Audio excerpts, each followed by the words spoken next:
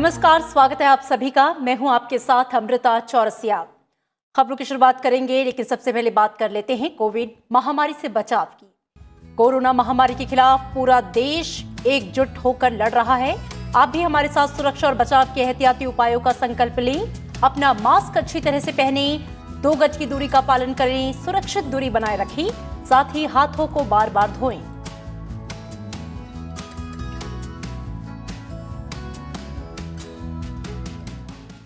और अब एक नजर हेडलाइंस पर। न्यायपालिका ने दृढ़ता से निभाया संविधान की रक्षा का दायित्व। गुजरात हाई कोर्ट के हीरक जयंती समारोह में प्रधानमंत्री नरेंद्र मोदी ने कानून के शासन को बताया भारतीय संस्कृति और मूल्यों का आधार। कहा, न्यायिक प्रणाली के आधुनिकीकरण के प्रयासों में बड़ी भूमिका निभा रहा है आत्मनिर्भर अभियान। प्रधानमंत्री नरेंद्र मोदी कल असम और पश्चिम बंगाल का करेंगे दौरा। दोनों राज्यों में बुनियादी ढांचा परियोजनाओं का करेंगे लोकार्पण और शिलान्यास। असोम माला की करेंगे शुरुआत। राजमार्गों और प्रमुख जिला सड़कों के नेटवर्क को बेहतर बनाने में मिलेगी मदद।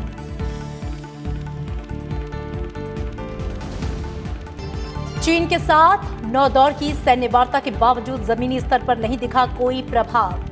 पूर्वी लद्दाख में सैन्य गतिरोध पर विदेश मंत्री डॉक्टर एस जयशंकर का बयान। कहा, समाधान के लिए जारी रहेगी बातचीत।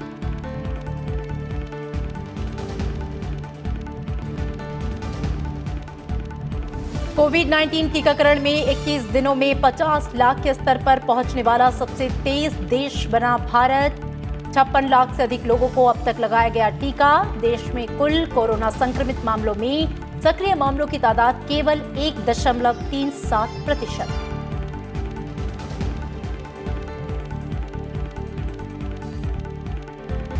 और पश्चिम बंगाल में बीजेपी की परिवर्तन यात्रा का आगाज। बीजेपी अध्यक्ष जेपी नड्डा ने दिखाई हरी झंडी। ममता बनर्जी सरकार पर राज्य में केंद्र की योजनाएं लागू नहीं करने का लगाया आरोप।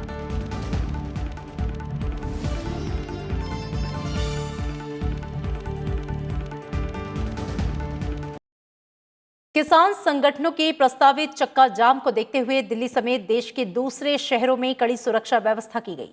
किसी अप्रिय घटना से निपटने के लिए बड़ी संख्या में पुलिस तैनाती की गई थी। और इसी बीच गृह मंत्रालय ने दिल्ली की सिंधु, गाजीपुर और टीकरी सीमाओं पर इंटरनेट सेवाओं को किसान के चक्का जाम आह्वान के मद्देनजर आज रात 12 बजे तक निलंबित करने का आदेश दिया है।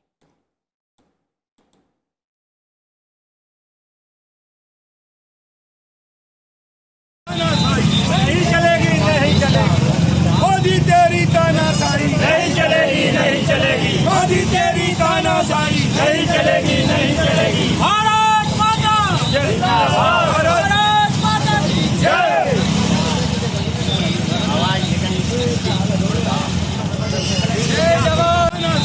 नहीं चलेगी, नहीं चलेगी मोदी तेरी तानाशाही। नहीं चलेगी, नहीं चलेगी मोदी तेरी तानाशाही। नहीं चलेगी, नहीं चलेगी। भारत माता जिंदाबाद, भारत माता की जय।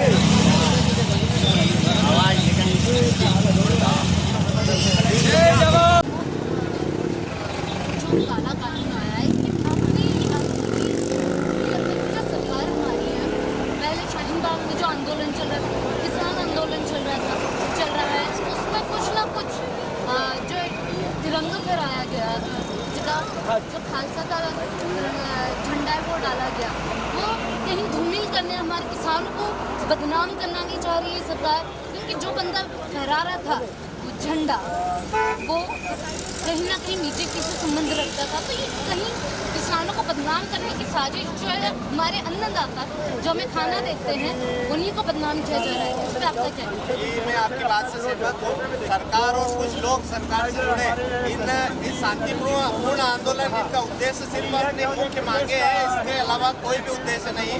पर इसमें कोई जाति का और ये झंडा वहाँ लाल किले पर फहराना, उसे वहाँ नेतृत्व करवाना, लाल किले रास्ते के जो द्वार रहते हैं वो खोलना, ये एक अपने आप में भी बड़ा सवाल खड़ा करता है। जब हमारे किसानों की जो आत्महत्या की बात आती है तब हमारी जो सरकार है वो चुप बैठ जाती है, उस पर आपका क्या कहना है? देखिए, सब सरकारें चाहती है कि ये किसान जो है ये ऐसे ही सड़कों पे घोषित या कुपोषित रहे, ना कि नहीं तो अपनी आवाज ये दबाने के लिए सड़कों पे आ जाएंगे। ये एक पूरी प्लानिंग रहती है। देखिए, इसके अंदर है ना पक्षपात और भेदभाव है। जो उद्योगपति ये चाहते हैं कि कहीं ऐसा ना हो कि देश के अंदर किसान आगे बढ़ जाए, क्योंकि मिट्टी के अंदर से सोना पैदा करता है किसान, और मेहनत और परिश्रम करके आज जितनी चीजें जो भी कृषि उपज जितनी भी है अनिवार्य आवश्यकता है, इसके बगैर जिंदा नहीं रह सकता कोई भी। तो सरकार का ये कर्तव्य होता है कि प्राथमिकता के तौर पर किसान के हर चीज की कद्र की जाए, किसान की और मजदूर की। जब तक किसान और मजदूर की कद्र नहीं होगी, उसकी माली हालत नहीं सुधरेगी, तब तक देश के अंदर इस प्रकार से अन्याय और अत्याचार होते ही रहेंगे। तो हमारा निवेदन ये है कि हम किसान लोग हम शांति से ये चाहते हैं और शांति से देश के अंदर आंदोलन करना चाहते हैं, और पूरा विश्व किसानों के साथ में है। कुछ चंद लोग जो राजनेता हैं, स्वार्थी और पक्षपाती हैं, वे किसानों से भेदभाव और पक्षपात कर रहे हैं, जनता के साथ में पक्षपात कर रहे हैं क्या, और मजदूरों किसानों के साथ में शोषण हो रहा है। वो जैसे कि उद्योगपतियों ने उद्योग डाल दिया, हजारों करोड़ रुपए लेकर जनता का पैसा बर्बाद कर दिया, और इन्हीं के उद्योगों में जो मजदूर कार्य करें उनको 5,000 6,000 रुपया। मैं आपसे प्रश्न करता हूं कि 5,000 6,000 में किस प्रकार से कोई भी व्यक्ति अपने परिवार को चला सकता है, कैसे बच्चियों को पढ़ाई लिखाए और कैसे उनका इलाज वगैरह करवाए, कैसे परिवार चलाए, कैसे बिजली का बिल भरा। आज कनेक्शन काट दिए जाते हैं, इसके लिए कौन जिम्मेदार है? सरकार स्वयं भ्रष्टाचार कर रही है और जनता का शोषण कर रही है। तो हमारा निवेदन ये है कि जल्द से जल्द किसानों की जो मांगे हैं वो पूरी की जाए, और किसान और मजदूर की प्राथमिकता के तौर पर इसके कद्र की जाए, अन्यथा देश के अंदर वो होगा। अभी तो ये कोरोना आया है, अभी तो परमाणु बम बाकी है, या न्याय और अत्याचार जो पापाचार कर रहे हैं लोग, उसे बंद कर दे, शोषण को बंद कर दे। आप ये कहना चाहते हैं ये जो कहा गया था अच्छे दिन लाएंगे, तो जमीन क्या दी जो कि इन्होंने काला कानून चुपचाप बना लिया। अरे आम जनता से राय लेके आम जनता से पूछते ये कानून क्या काला कानून है, ये किसानों के बच्चा बच्ची भूखे मर जाएंगे। आज ही स्थिति ये है, हमारे पंजीयन जो हमारे किसान भटक रहा है, जब गाँव चुलाई का मौका आएगा तब हमारे किसान भाई का क्या होगा। अरे आप तो संसद में बैठे हो, हमारी कड़क की जो किसान है, किसानों के लिए धागे में चाह रहे हो, किसानों को किलो पे चढ़वा रहे हो। आज हमारे 70 दिन हो गए और किसान हमारा भूखे मर रहा है, तो बॉर्डर में उनके ऊपर बेचारे और गोलियां चलवाई जा रही है। हमारे किसान भाई को गोली लगी, ट्रैक्टर का बहाना बनाया। अरे नरेंद्र मोदी, आपसे पूछना चाहते हैं इतनी जल्दी क्या थी है भारत में कैसा कानून लाना? आप काला कानून वापिस लो, हमारे किसान भाइयों की आवाज है, जब तक ये वापिस नहीं होगा हमारा किसान भाई सड़क न छोड़ेगा। जय हिंद, जय भारत, जय जवान, जय किसान, जय जवान, जय किसान। प्रधानमंत्री नरेंद्र मोदी का कहना है कि हमारी न्याय प्रणाली ऐसी होनी चाहिए जो समाज के अंतिम पायदान पर खड़े व्यक्ति के लिए भी आसानी से सुलभ हो, जहां हर व्यक्ति के लिए समय पर न्याय की गारंटी हो। गुजरात उच्च न्यायालय के हीरक जयंती समारोह को वर्चुअल तरीके से संबोधित करते हुए प्रधानमंत्री ने कहा कि सरकार इस दिशा में काम करने के लिए निरंतर प्रयास कर रही है। प्रधानमंत्री नरेंद्र मोदी ने गुजरात उच्च न्यायालय के हीरक जयंती समारोह को वर्चुअल तरीके से संबोधित किया। उन्होंने गुजरात उच्च न्यायालय की हीरक जयंती की स्मृति में डाक टिकट जारी किया। इस समारोह में विधि और न्याय मंत्री रविशंकर प्रसाद, गुजरात के मुख्यमंत्री विजय रूपाणी, उच्चतम न्यायालय और गुजरात उच्च न्यायालय के न्यायाधीश भी शामिल हुए। प्रधानमंत्री ने कहा कि हमारी न्यायपालिका ने सकारात्मक और रचनात्मक व्याख्या करके संविधान को मजबूत किया है। हमारी जुडिशरी ने हमेशा संविधान की रचनात्मक और सकारात्मक व्याख्या करके खुद संविधान को भी मजबूत किया है। देशवासियों के अधिकारों की रक्षा हो, निजी स्वतंत्रता का प्रश्न हो, या ऐसी परिस्थितियां रही हो जब देश हित को सर्वोच्च प्राथमिकता देनी हो, जुडिशरी ने अपने इन दायित्वों को समझा भी है और निभाया भी है। प्रधानमंत्री ने कहा कि भारतीय समाज में रूल ऑफ लॉ सदियों से सभ्यता और सामाजिक ताने बाने का हमारे संस्कार का आधार रहा है। हमारे संविधान ने न्याय की जो धारणा सामने रखी है, न्याय के जो आदर्श भारतीय संस्कारों का हिस्सा रहे हैं, वो न्याय हर भारतीय का अधिकार है। इसलिए ये जुडिशरी और सरकार दोनों का ही दायित्व है कि दुनिया के सबसे बड़े लोकतंत्र में वो मिलकर world class judicial system, justice system खड़ा करे। प्रधानमंत्री ने कहा कि डिजिटल इंडिया मिशन के बदौलत देश की न्याय प्रणाली का तेजी से आधुनिकीकरण हो रहा है और 18,000 से अधिक अदालतें कंप्यूटरीकृत हो चुकी हैं। हमारे जस्टिस सिस्टम को फ्यूचर रेडी बनाने के लिए न्यायिक प्रक्रियाओं में आर्टिफिशियल इंटेलिजेंस के इस्तेमाल की संभावनाओं को भी, एआई की संभावनाओं को भी तलाशा जा रहा है। आर्टिफिशियल इंटेलिजेंस से जुडिशरी की एफिशिएंसी भी बढ़ेगी और स्पीड भी बढ़ेगी। इन प्रयासों में देश का आत्मनिर्भर भारत अभियान बड़ी भूमिका निभाने वाला है। प्रधानमंत्री ने कहा कि न्याय प्रणाली ऐसी होनी चाहिए जो समाज के सबसे वंचित तबके के लिए भी सुलभ हो। हमारा जस्टिस सिस्टम ऐसा होना चाहिए जो समाज के अंतिम पायदान पर खड़े व्यक्ति के लिए भी सुलभ हो, जहां हर व्यक्ति के लिए न्याय की गारंटी हो और समय से न्याय की गारंटी हो। आज न्यायपालिका की तरह ही सरकार भी इस दिशा में अपने कर्तव्यों को पूरा करने के लिए निरंतर प्रयास कर रही है। प्रधानमंत्री ने जानकारी दी कि सुप्रीम कोर्ट ने कोरोना वायरस वैश्विक महामारी के दौरान वीडियो कॉन्फ्रेंसिंग के माध्यम से दुनिया में सर्वाधिक संख्या में सुनवाई की।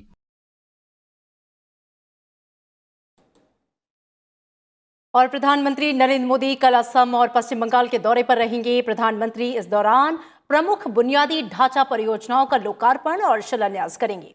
पहले वो असम जाएंगे, जिसके बाद पश्चिम बंगाल का दौरा करेंगे।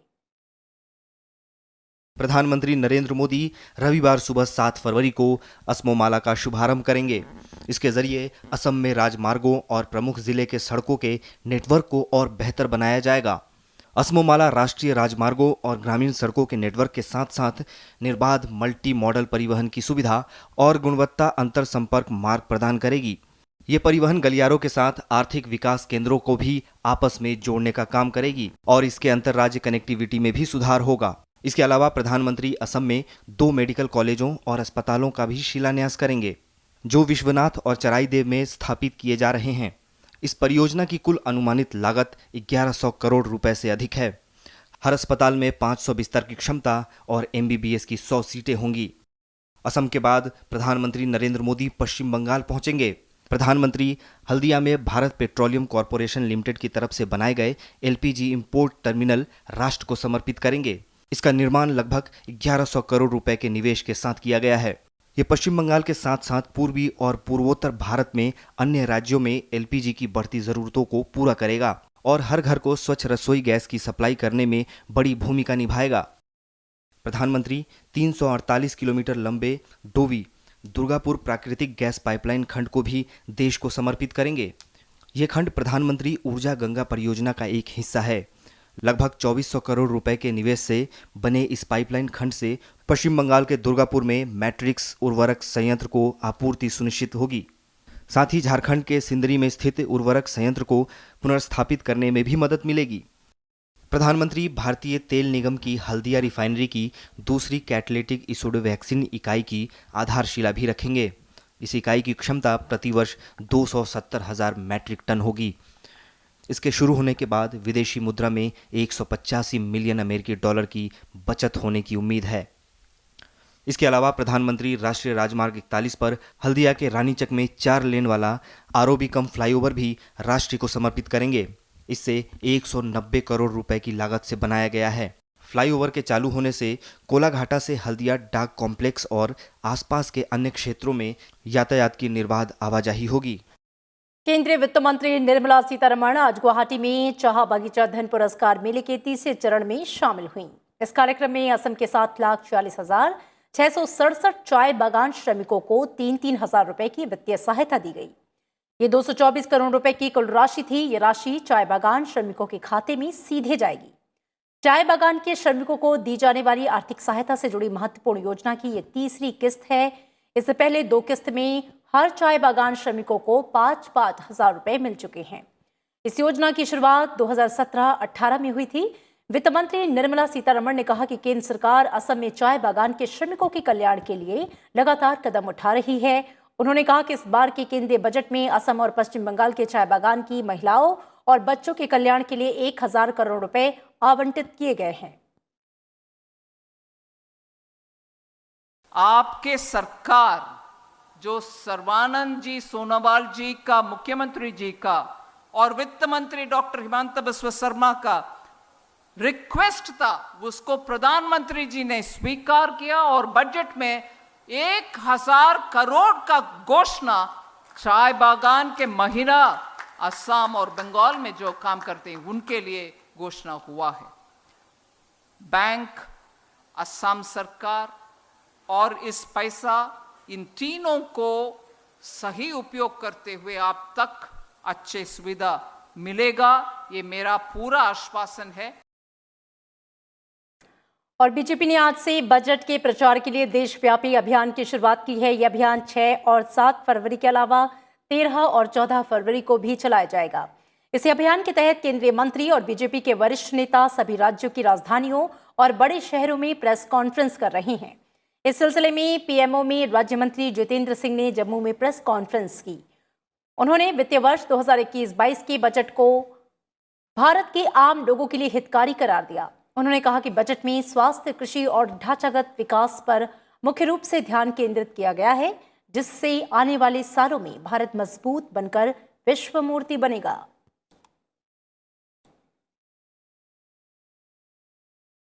भारत एक प्रथम श्रेणी का देश बनकर के उभरेगा and India will be a member of the front line nation community of the world. और उसके लिए हम किस प्रकार उस भूमिका के लिए अपने आप को तैयार करें, मैं कह सकता हूं कि ये बजट उसका एक विजन डॉक्यूमेंट है, उसकी एक रूपरेखा है। और इसीलिए मैंने उस दिन कहा था कि normally a budget is a document of economics, but the budget 21-22 goes beyond the realms of economics and emerges as a vision document of post-COVID India. Budget के प्रचार के लिए देशव्यापी अभियान के तहत विदेश मंत्री डॉक्टर एस जयशंकर ने आज आंध्र प्रदेश के विजयवाड़ा में प्रेस कॉन्फ्रेंस की। उन्होंने कहा कि भारत कोरोना संकट और आर्थिक मंदी से उबर रहा है और वित्तीय वर्ष 2021 में सकल घरेलू उत्पाद की वृद्धि दर 11% रहने का अनुमान है। इस दौरान विदेश मंत्री ने कहा कि भारत और चीन की सेना के शीर्ष कमांडर पूर्वी लद्दाख में सैनिकों को पीछे हटाने की प्रक्रिया को लेकर 9 दौर की वार्ता कर चुके हैं और भविष्य में भी ऐसी वार्ता की जाती रहेंगी। वार्ताओं का जमीन पर कोई प्रभाव दिखाई नहीं दिया।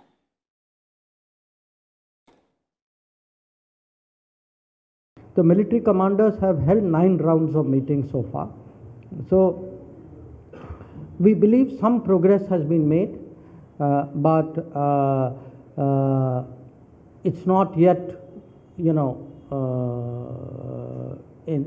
a kind of situation where there is a visible expression of that on the ground. Now the military commanders are talking, and the military commanders will continue to. हर घर को स्वच्छ और पर्याप्त पेयजल उपलब्ध करवाने के मकसद से आम बजट 2021-22 में जल जीवन मिशन शहरी का ऐलान किया गया। इसके लिए 2,87,000 करोड़ रुपए का प्रावधान किया गया है। ये योजना 2021 से 2026 तक 5 वर्ष की अवधि के लिए लागू की गई है। हम आने वाले दिनों में जल जीवन मिशन को लेकर के आगे बढ़ेंगे। ये जल जीवन मिशन, इसके लिए करीब केंद्र और राज्य साथ मिलकर के काम करेंगे।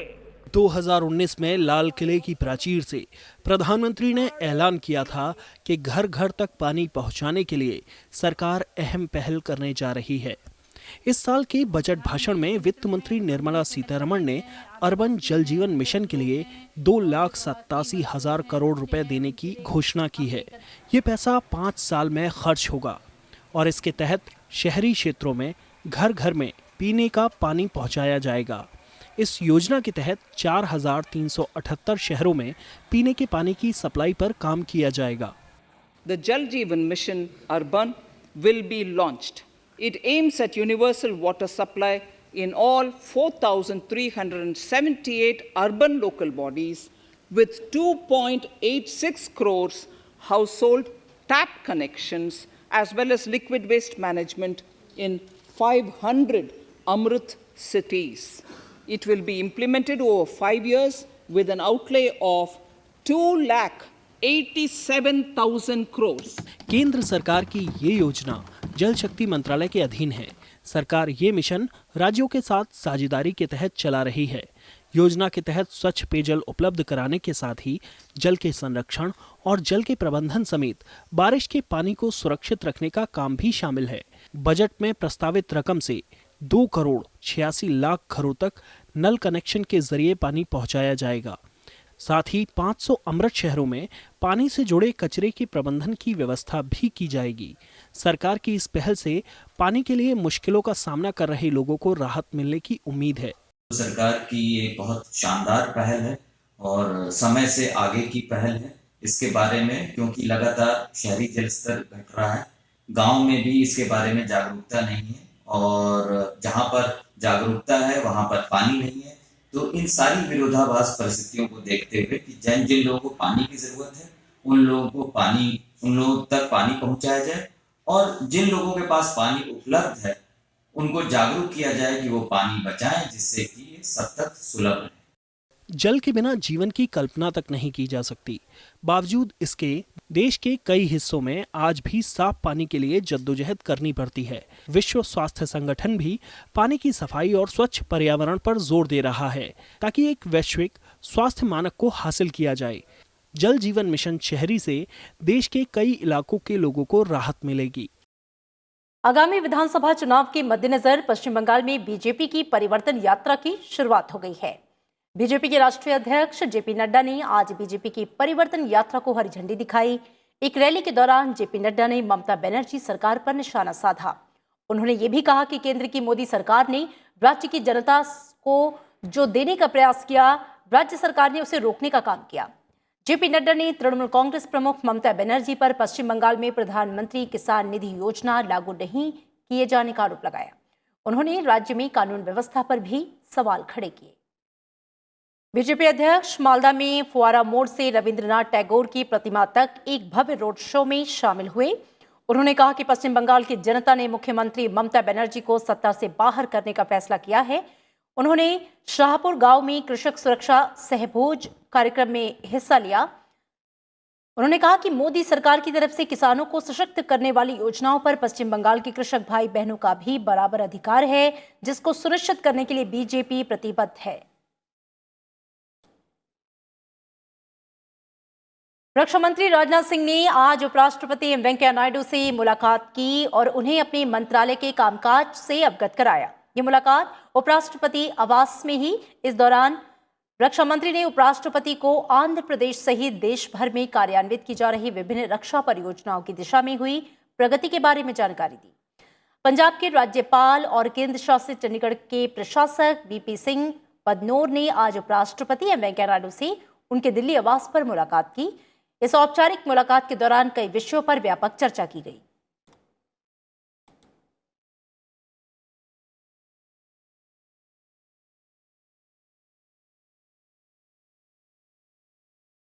जम्मू जिला विकास परिषद के अध्यक्ष और उपाध्यक्ष पद पर बीजेपी के उम्मीदवारों को चुना गया है। बीजेपी नेता भरत भूषण को जम्मू जिला विकास परिषद का चेयरमैन, जबकि सूरज सिंह को वाइस चेयरमैन के पद पर चुना गया। वहीं श्रीनगर शोपिया चेयरमैन सीट पर अपनी पार्टी ने कब्जा किया है। श्रीनगर जिला विकास परिषद के प्रधान पद के लिए मलिक आफ्ताब चुन लिए गए। यही नहीं, अपनी पार्टी की शोपिया से डीडीसी चेयरमैन की उम्मीदवार बिल्किसा अख्तर ने भी अपने प्रतिद्वंदी को मात देकर चेयरमैन पद पर कब्जा जमा लिया। सीपीआईएम के उम्मीदवार मोहम्मद अफजल को कुलगांव का डीडीसी चेयरमैन चुना गया है।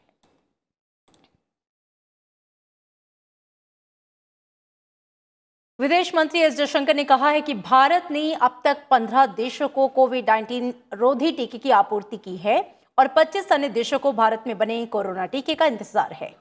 उन्होंने कहा कि 3 श्रेणियों के देश भारत से टीका हासिल करने के इच्छुक हैं: गरीब, कीमत को लेकर संवेदनशील देश और दवा कंपनियों के साथ सीधे समझौता करने वाले अन्य देश। विदेश मंत्री ने कहा कि कुछ गरीब देशों को अनुदान के आधार पर टीके की आपूर्ति की जा रही है, जबकि कुछ देश उस कीमत पर टीका चाहते हैं जो भारत सरकार टीका निर्माताओं को दे रही है। विदेश मंत्री ने कहा कि प्रधानमंत्री नरेंद्र मोदी देश को विश्व की फार्मेसी के तौर पर स्थापित करना चाहते हैं। वहीं देश भर में चल रहे कोविड-19 टीकाकरण अभियान के तहत अब तक 56 लाख से अधिक लोगों को टीका लगाया जा चुका है। आज 37 राज्यों और केंद्र शासित प्रदेशों में कुल 2,20,019 लोगों को टीके लगे। वहीं 3 लाख से ज्यादा फ्रंटलाइन वर्कर्स का टीकाकरण हुआ है। बिहार में 76.6%, मध्य प्रदेश में 76.1% और त्रिपुरा में 76% टीकाकरण हुआ। 20 फरवरी तक सभी हेल्थ केयर वर्कर्स को टीका लगाने का लक्ष्य है और इसी बीच कोविड से स्वस्थ होने की जो दर है वो 97.9% हो गई है। अब तक 1 करोड़ 5 लाख से अधिक मरीज ठीक हो चुके हैं। सक्रिय मामलों की संख्या लगातार कम हो रही है। 6 बजे तक जो प्रावधानिक आंकड़े हैं उसके हिसाब से 56,36,868 लोगों को कोविड का टीका लगाया जा चुका है और अब तक कोई भी सीरियस अथवा सीवियर AFI अथवा मृत्यु टीकाकरण से जोड़ी नहीं गई है और पिछले 24 घंटे में कोई भी अस्पताल में भर्ती होने या मृत्यु का प्रकरण प्रकाश में नहीं आया। केंद्रीय स्वास्थ्य सचिव राजेश भूषण ने आज वीडियो कॉन्फ्रेंसिंग के जरिए राज्यों के स्वास्थ्य सचिव और राज्यों के नेशनल हेल्थ मिशन के MD के साथ कोविड टीकाकरण की स्थिति और प्रगति की समीक्षा की। इस दौरान केंद्रीय स्वास्थ्य सचिव ने राज्यों और केंद्र शासित प्रदेशों से टीकाकरण की गति में तेजी लाने की अपील की। 12 राज्य और केंद्र शासित प्रदेश ऐसे हैं जिन्होंने 60% या अधिक हेल्थ केयर वर्कर्स का टीकाकरण कवरेज हासिल किया। इन राज्यों को टीकाकरण के प्रतिशत कवरेज में सुधार करने की सलाह दी गई थी।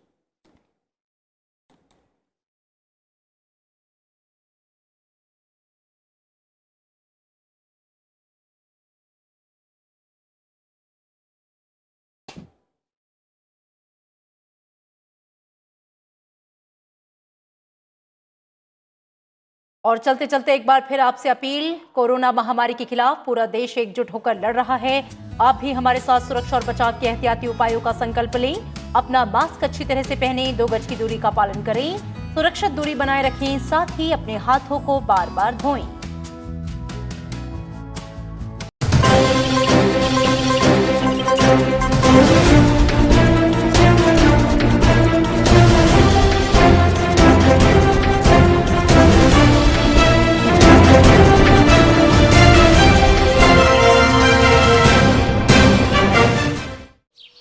ओ काका, हुआ है शहर, ले आए खाद बीज?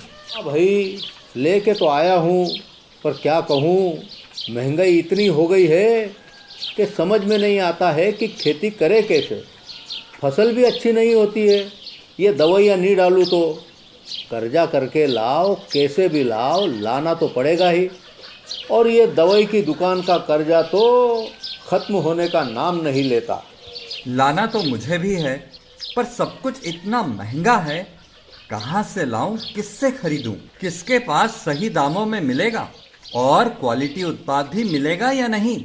अपनी फसलों की सही दवाओं के लिए दूर दूर तक शहरों में जाना और दवाओं को लाना पड़ता है। फसलों के लिए दवाएं सही है या नहीं, ये जानकारी भी नहीं होती। फसलों की कटाई पर सही दाम मिलेंगे या नहीं, इन तमाम मुश्किलों से दूर होने के लिए आइए खेती बाड़ी केंद्र। खेती बाड़ी केंद्र एक ऑनलाइन सेवा केंद्र है जिससे आप अपने मोबाइल के द्वारा जुड़ सकते हैं, जहां आपको अपनी खेती के लिए सही प्रकार की दवाएं मिलेंगी, वो भी होलसेल मूल्य पर। वो सभी दवाएं सीधा निर्माता से लेकर आप तक पहुंचाते हैं, यानी कि बीच में होने वाले सारे खर्च की बचत आपकी जेब में। साथ ही साथ दवाओं को लाने और ले जाने की झंझट से भी छुटकारा।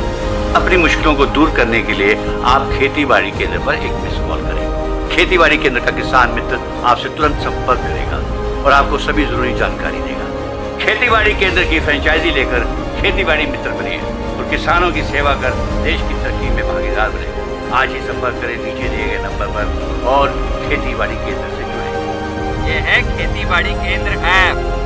अच्छा, किसानों की सरदारी, उन्नत खेती बाड़ी। खेती बाड़ी केंद्र, देश के अन्नदाता की दुकान।